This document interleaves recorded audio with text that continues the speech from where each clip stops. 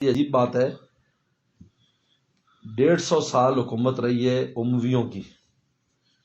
1000 سال حکومت رہی ہے عباسیوں کی، 600 سال 650 سال رہی ہے آپ کے عثمانیوں کی، ٹھیک ہے، اور ہمارے اس یہاں پر 1000 سال حکومت رہی ہے مسلمانوں کی، جن میں سب سے پہلے غزنوی لوگ آئے، پھر غزنویوں کے بعد دوسرے آتے رہے، پھر مغلوں کو 250-300 سال وغیرہ وغیرہ۔ ان تمام اسلامی مملکتوں میں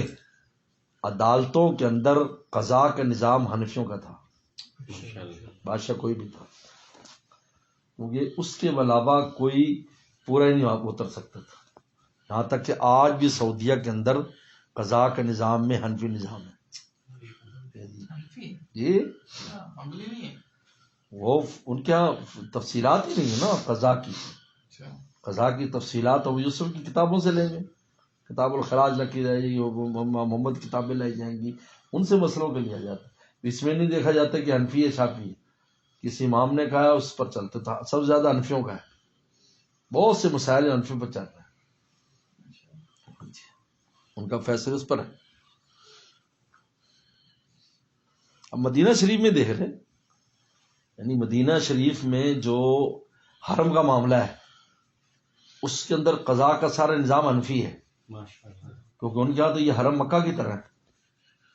ہاں جی، دوسروں کے موقع ہیں، ابو حنیفہ کہتے نہیں، یہ مکہ سے الگ ہے، کیونکہ رسول اللہ علیہ وسلم نے خود حضرت انس کے بھائی کو